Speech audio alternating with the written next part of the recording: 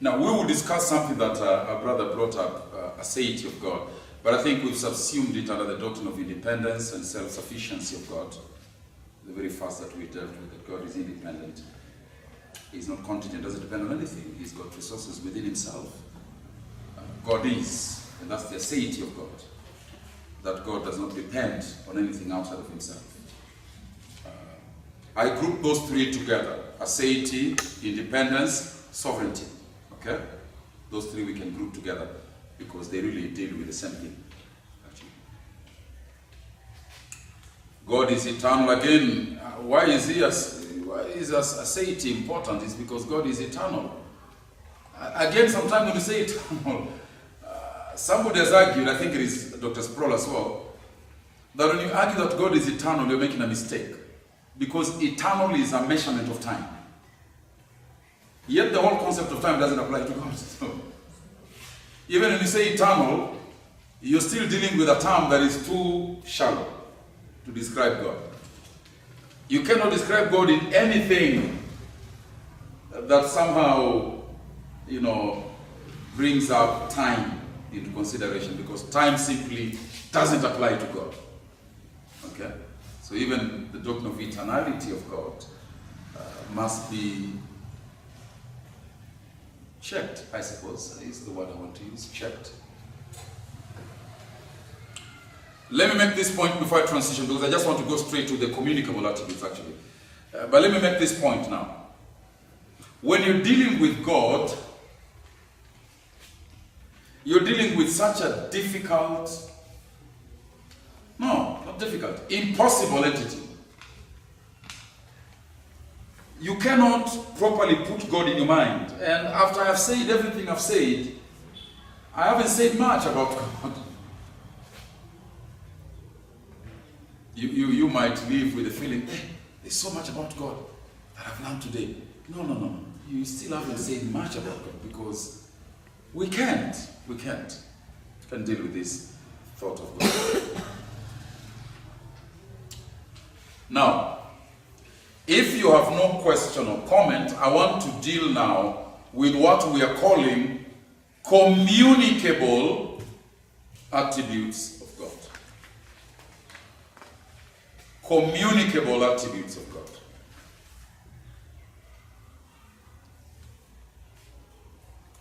Now, we say incommunicable means they cannot be shared, isn't it? They cannot be passed on. We do not participate in those attributes. We do not participate in aseity. We don't participate in eternality, in his independence, immutability, omniscience, omnipresence. By the way, omnipresence we haven't dealt with, but it simply means God is everywhere at the same time. Not just everywhere, but everywhere at the same time. That's the doctrine of the omnipresence of God. We cannot share in those attributes. We cannot participate in those attributes, because those attributes have to do with his eternality, with his aseity, with his being. And our failure in participating in them has to do with our creaturehood. Creaturehood. We are creatures. We are contingent. We are dependent. But folks, we are saying that God has allowed us to participate in some of his attributes.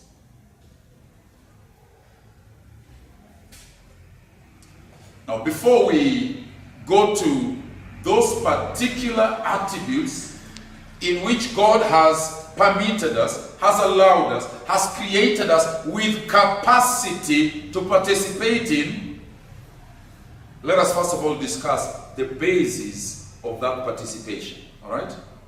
On what grounds do we participate? What enables us to participate in such attributes of God? And this brings us to a discussion of Genesis chapter 1, verse 26 and 27.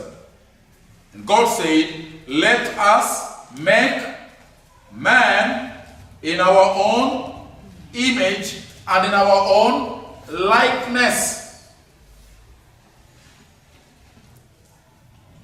In our own image and in our own likeness. In other words, ladies and gentlemen, there is an extent, a sense in which human beings are like God. We are not gods, but are like, now you know a simile, isn't it? We discuss similes, didn't we? When we use the word like or us, we are comparing two different things, isn't it? By using the words us or like. Because you got to be careful with that. Some other preachers have come out of a class like this and say, do you see? We are gods. We have the power of God. We can do things like God. We are great. That kind of foolishness. No, we are not saying we are gods. We are saying we are like God. And that is only a comparison we are making. But on what basis are we making that comparison? Because we are made in the image and likeness of God. The Hebrew words are demut and tselem. Demut and tselem. The image and the likeness of God. Let me put it this way. We bear a resemblance with God. I have children. They are not me. I am here now, my children are at home preparing to go to school, for example. But are there some things that you see in my children that are like me? It's true, there is. They have my head, for example, some of them. One particularly has my dark skin, as opposed to the mother's very light skin. You know? So there's something of me in them, isn't it? Though they are not me, but there's something of me in them. So then, we are saying that by virtue of Genesis 1:26, being made in the demut and tselem of God, in the image and likeness of God, we bear some resemblance to God. We bear some likeness to God. We have some similarities with God. Now we're saying this is the first sense in which we share in some attributes of God, more like our children share in some of our characteristics. Are we there? Yes. Okay.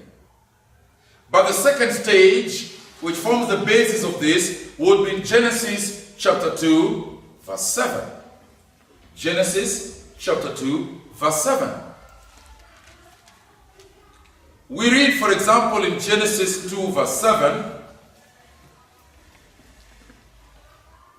that God took the dust of the ground and God formed the physical shape, form of man out of the dust of the ground. But it's not alive. It doesn't breathe. It doesn't speak. It doesn't see. It doesn't hear. It doesn't feel. Then there's a second process of creation. In Genesis 2:7, God breathes the breath from his mouth into the nostrils of man. And scripture says from that moment forward, man becomes a living soul. Now let's dissect that for a moment, okay? What makes man alive? What is it? The breath of God, yes, the breath of life. This thing that comes from God into man is what makes man alive. Shall we put it this way? That there is something of the life of God in man. And that causes him to live. There's something of God's life in man. An interesting concept. An interesting concept. Dangerous, but interesting.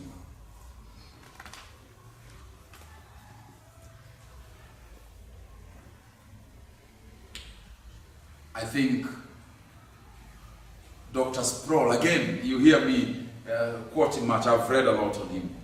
Dr. Sproul, when he's reflecting on this, particularly as it relates to creation, he says that every human being, every, saved, unsaved, Muslim, Buddha, Hindu, Voodoo practitioner, African traditionalist, Westerner, European, Asian, every single human being possesses something of God's Spirit. Something of God's Spirit. Well, they're not filled with the Spirit. They don't have the Spirit in the sense that a Christian does. But they have something of the Spirit of God. For that which was blown out as the breath of life is in fact an influence of God's Spirit. The Hebrew word ruach, which is a Greek pneuma, translates three different words: wind, breath, spirit. Wind, breath, spirit. One word, ruach, pneuma. Ruach in the Hebrew, pneuma in the Greek. So man received something of the Spirit of God. The life of God. That influence of divine character. Are you following what I'm saying? Are you following? Because we'll deal with this in UNESCO's unit, the image of God in man. That divine attribute that comes out of God to the man at creation by two reasons. One, created in the image of God. Two, the breath of God in man, is what constitutes the image of God in man. Now, if our reading of the Bible is correct, and I think it is, when we read Ephesians chapter 4, verse 24, Ephesians 4, 24, Colossians 3, verse 10, we are told that when we become Christians, we are renewed in knowledge back to the image of God.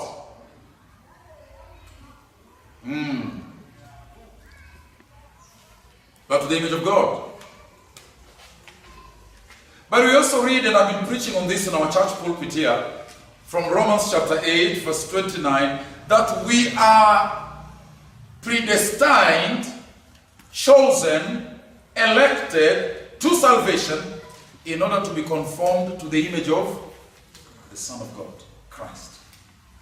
So the process of salvation, both at the initial level of regeneration to the subsequent processes of sanctification, what is going on? We are being returned to the image of God. Are you following? Therefore, we are saying that human beings have the capacity, and I'm not saying Christians, I'm saying human beings have the capacity to exhibit, to show, to reflect something of the image of God in them. Now, that will bring us to a discussion when we deal with the image of God in man in your class on anthropology. We'll deal with this. I'll ask you the question: do sinners have the image of God in them? And many of you will answer no. They don't have the image of God. And I'll tell you you're wrong. Adolf Hitler had something of the image of God in him. Okay. Every human being. This is why that commandment goes out in Genesis chapter 9, I believe, verse 5. Genesis chapter 9, verse 5. The basis of all capital punishment in the world in terms of legal jurisprudence and penal code. We have the death penalty, isn't it? If you do this, you'll be sent to the hangman's noose. It comes from Genesis 9:5. He who sheds the blood of man, by man shall his blood be shed. And what's the reason? Come on, go to Genesis 9. Go to Genesis 9. You're looking at me like I should speak here. No. Go to Genesis 9. Show me, what's the reason why his blood must also be shed? If you kill another man, you must be killed, says Genesis 9:5. What's the reason? Genesis 9:5. What reason does God give? Come on now. Are you in Genesis 9? Evans, can you read it out loud? Genesis 9:5. Yes. And for your life blood, I will surely demand an accounting. Yes. I will demand an accounting from every animal. Yes. And from each man too, I will demand an accounting for the life of his fellow man. It ends there. 6. Go ahead and 6. Whoever sheds That's right. 6. by man shall his blood be shed. Whoever sheds the blood of man, by man shall his blood be shed. Go on. For in the image of God has God made man. So what's the reason why if you kill, you'll also be killed? Because you are tampering, you are interfering, you are destroying the image of God deposited in people. Are you there with it? Yes. Naye damu yake. She's whispering loudly. Either you want us to hear or you don't want us to hear. Look at you. So now here's the point then.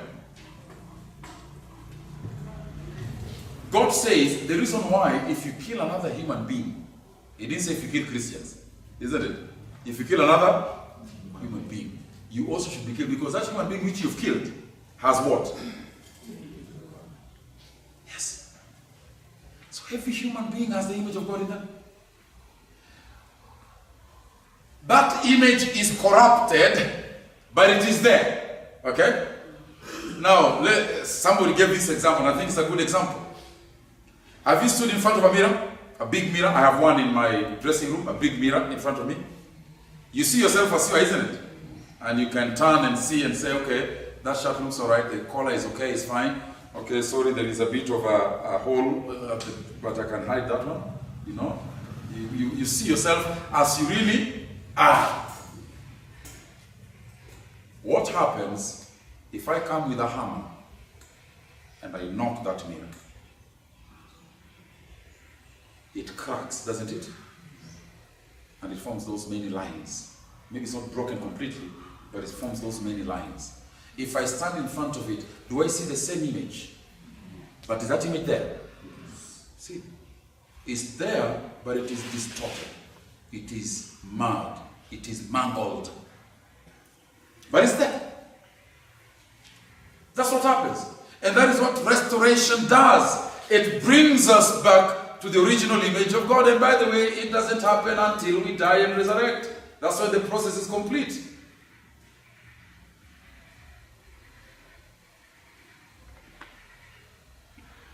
The point I am making here is rather a simple one, and it is that there is a basis through which we are not the lion, are not the peacock, share in the attributes of God. Those reasons are two. One, we are made in the image and likeness of God. Two, the breath of God is what gives us life. Those two processes constitute the image of God in man. Surely, an unbeliever, a criminal. You know, by the way, yesterday, I think the day before yesterday was the anniversary of my brother's death. My brother died last year, gunned down by police. And my brother, who is now in South Africa preaching, Barnabas, he's made a Facebook post remembering my brother. And I replied, I said, it is true, the guy was complicated. You know, he was complicated. He was so talented, by the way. The guy never went past class 8. He did class 8 and then dropped out. But the English the guy spoke was absolutely amazing. You could say he's a Lugo, so, you know, it goes with the tribe. No, but he was simply talented. He was very talented. And a guy who could reason with you through things. And he had this very strong sense of protection for his own. Oh boy, he would kill you if you interfered with his family member, he would kill you. He was a terrible guy and very violent, you know. A boy who comes behind me.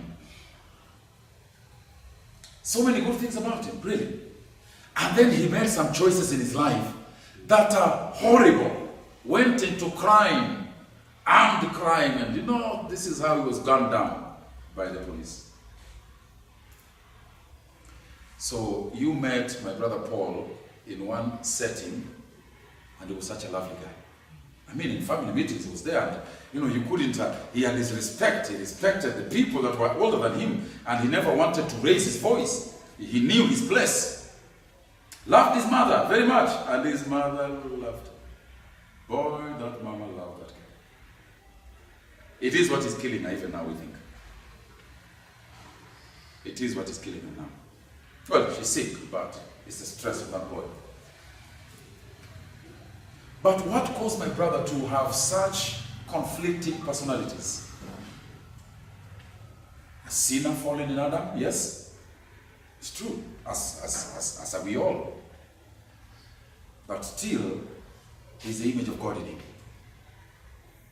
So he's capable of some good. He can be kind. You see? He can love. Loved this woman, he did. Loved this woman, his wife. The day he's going to die, the woman had wanted, special sofa set seats, and she wanted to live a high life. And the brother was working his heart out to get her those things. And he told her, today I'm coming back, and today we're going shopping for those things. I wanted to make her. He's capable of some good. Had a daughter he loved to death. I live with that daughter now. He's capable of love. He's capable of kindness. He's capable of goodness. He's capable of mercy. But he's a sinner. A descendant of Adam, isn't it? A terrible man if you ask other people. So the point I'm making is that we are capable of sharing in the attributes of God. Now, I'm not going to list some of this. I mean, love. Can God love? Does God love? Can we love? We share in that. Is God wise? Can we be wise? We share in that. Is God holy? In terms of purity, can we at least be holy?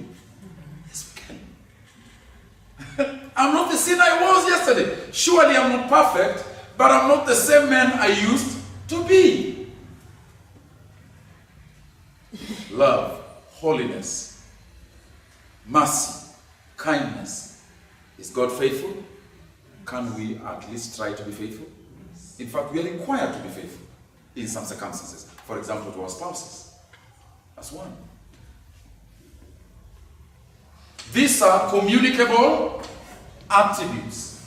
Love, wisdom, patience, faithfulness, holiness, even anger.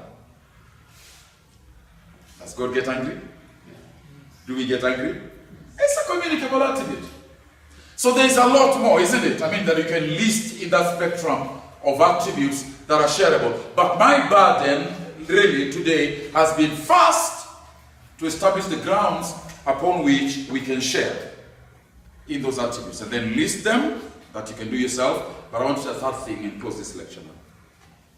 In terms of the communicable attributes of God, here's the thing I want to say. And here we've got to be absolutely careful and absolutely clear. Even though we share in some attributes of God, the communicable ones, let us remember the very first thing we talked about. The solitariness, the holiness, the otherness of God. That even though we can love because God also loves, let us be clear that the love of God is not like our love.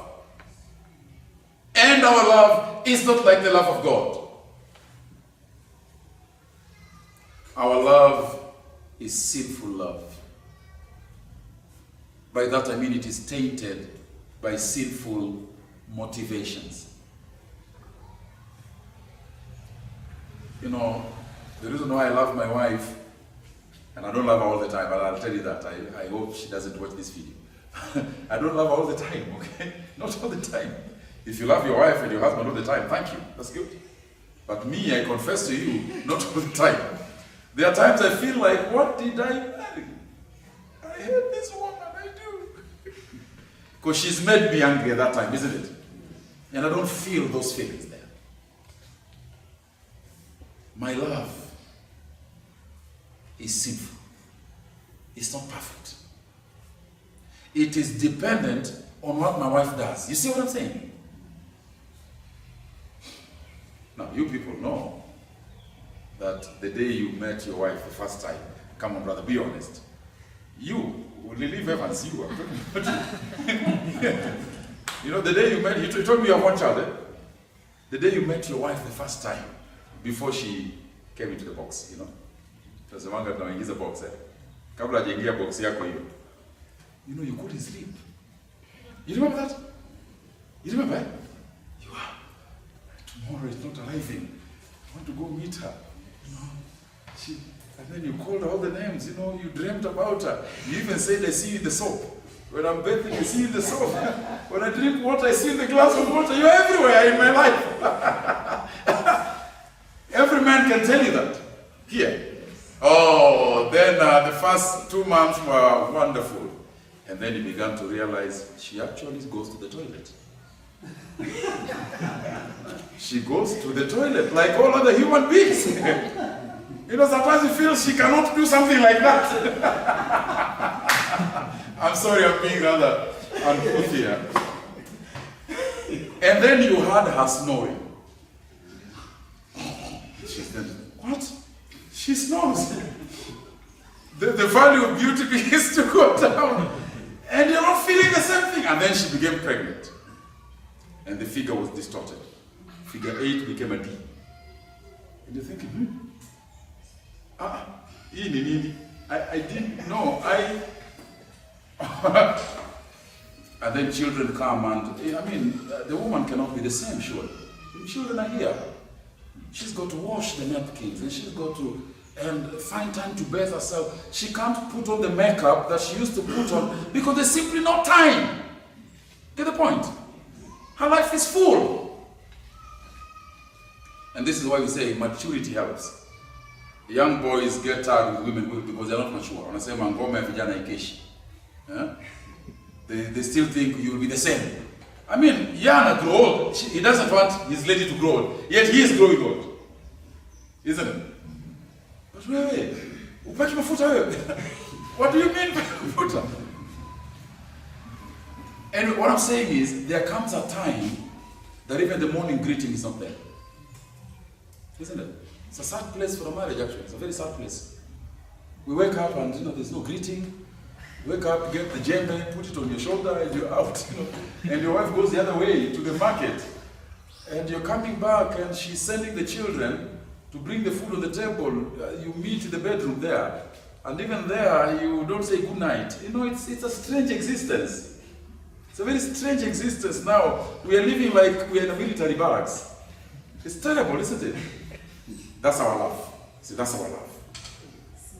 That's human beings' love. Very hot, and then and then he begins to see that grass is greener on the other side. If my wife could be, I have treated a case, and I was thinking this man must be blind. His wife was such a beautiful lady, very beautiful actually. I'm thinking this guy is lucky. Yet he's going out to the prostitute.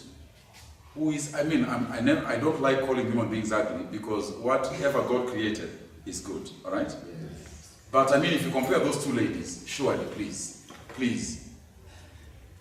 So I'm thinking, what's wrong with your head? What's wrong with you? But there it is, So our love is that kind of love. It changes. It's mutable love. It depends on circumstances. Situations. Has she been kind? Did she make that beef nicely? That day you feel like, I made a good choice here. I made a good choice. And then there's a day when the salt sort of is excess, and you're thinking, what did I do with my life? I know I could have done better. There was Rose, and then I chose this one, but I mean, Rose would have been better. But women are the same, isn't it? The man was a Superman when you met him. Now you think he's the devil incarnate. Devil in the flesh. Yeah, so our love is that way, but God's love.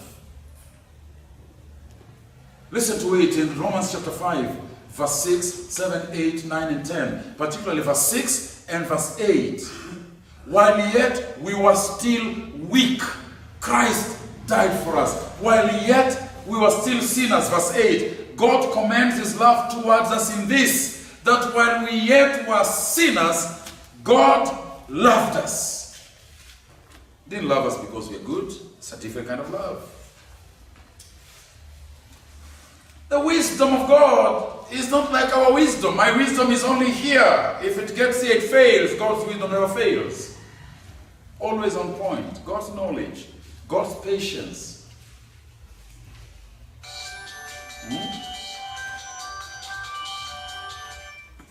These are publishers in the books, they call them. Sorry. Just about to wrap this up now. Go to have a conversation with them. So, God's love is tofauti, different. God's holiness, different. God's faithfulness, different. God's wisdom, different. God's kindness, different. You can talk about all those things you can feel, which God also feels. God is very different in the way that he feels these things. Make sense? So we deal with communicable attributes of God. So at the first place, the basis on which we share, list those attributes, but in the end we've got to qualify our participation in those attributes, that it is not absolute, it's limited, it is sinful, it is contingent, it is dependent, it is not sufficient as God is.